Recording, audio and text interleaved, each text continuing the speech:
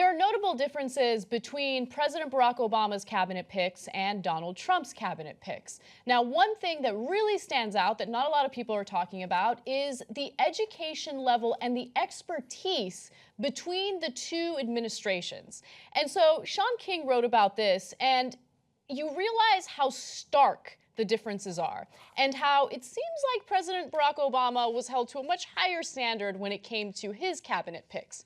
Now, let me give you examples, and let's start off with the executive-in-chief first, okay? So when it comes to Obama, a lot of you probably already know he earned his bachelor's degree from Columbia University and his law degree from Harvard, where he was the president of the Harvard Law Review. Pretty impressive. Donald Trump, a little different. Donald Trump will be the first president of the United States in 25 years to not have a graduate degree of any kind. Trump has a bachelor's of science in economics from the University of Pennsylvania, but no advanced education. Now, before we continue on, let me be clear about something. I don't think that you necessarily have to have a PhD to be qualified for a particular role or a particular job. But there are certain areas of expertise that you should have if you're chosen as a member of the cabinet, right? So if you are Secretary of State, you should have expertise regarding that field. And it seems like there's a little bit of lack of knowledge based on Trump's picks. And you know, I know the conventional wisdom on this issue. And the Democrats, that's why they don't brag about their education and their degrees, et cetera, because they're like, oh yeah, eggheads, the Republicans will say. Oh yeah, we don't need those guys, right?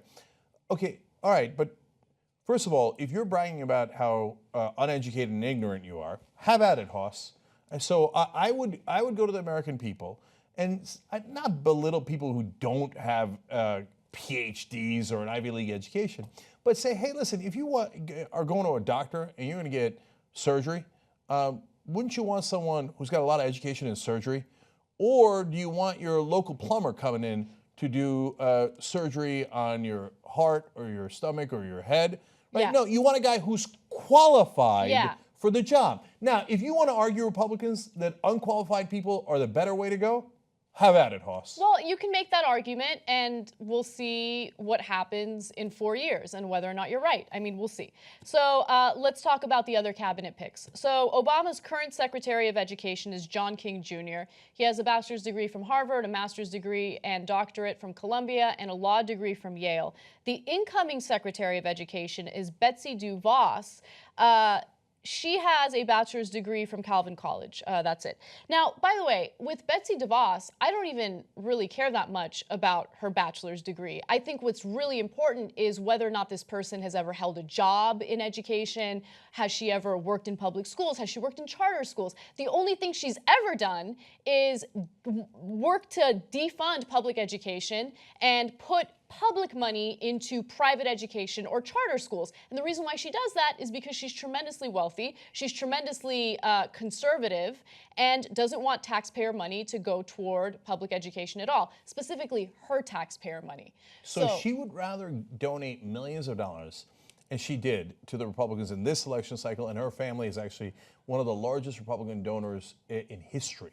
And they give tens of millions of dollars to the Republican Party so that they can pay less taxes. So if you give 10 million, but you save 100 million in taxes, that's a good deal for you, right? And in her case, she's also very, very religious. So she wants to take your taxpayer money and funnel it, by the way, to the religious schools of her choice. So your religious schools, no, you know, let's just get it towards the particular Christian schools that she likes. So they've got all these agendas. And so her main qualification for this job is how much money her family is given to destroy public education. And that's why she becomes the education secretary. It's insane, okay? And again, it has to do with campaign donations, you know, whether or not someone has been supportive of Donald Trump, whether or not he or she fits his agenda. It doesn't matter what the expertise is, doesn't matter what the education is. I don't know, it's devastating. So Obama's first Secretary of Energy, let's talk about that. With Stephen Chu, a Nobel Prize winning physicist who is currently the professor of physics and professor of molecular and cellular physiology at Stanford University. He has a BA in math, a bachelor's of science in physics, and a PhD in physics from Berkeley.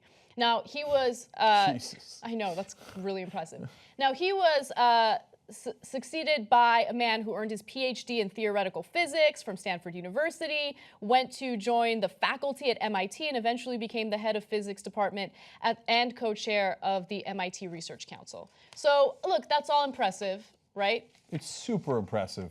So if you're one of those, oh, I don't need smart people in government, well, and then don't complain about government sucking, because you're the one who put idiots in charge.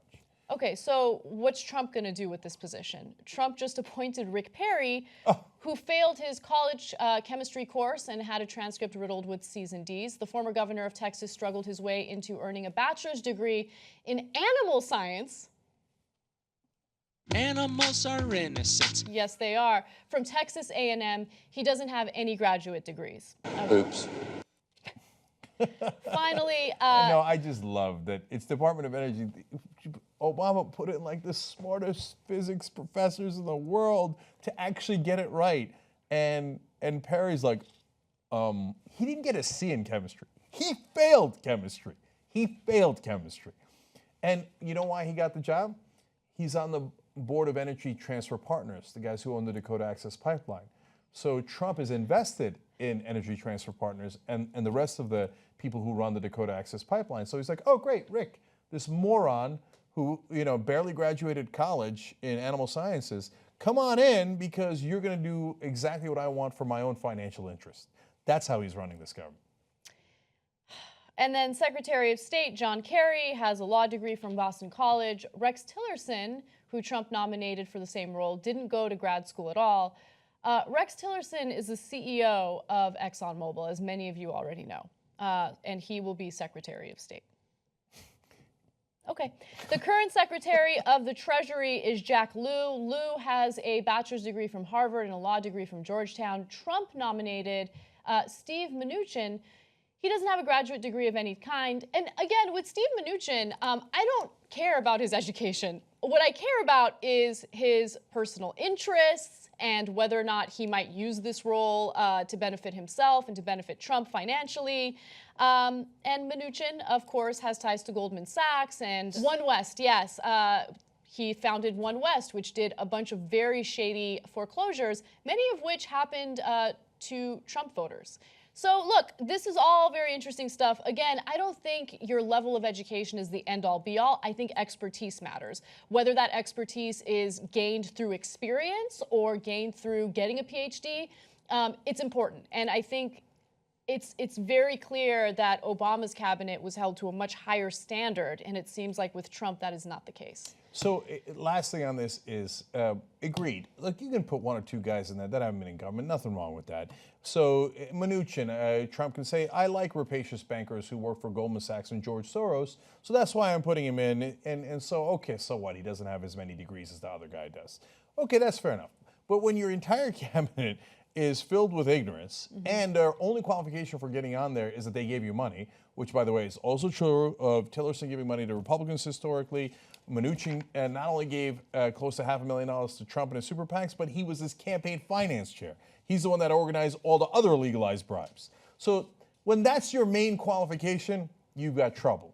And for all of you who wanted him to drain the swamp, we just showed you what the swamp is. So he nominated the swamp, and it's on its way. Help keep TYT independent by becoming a member. TYTnetwork.com/join.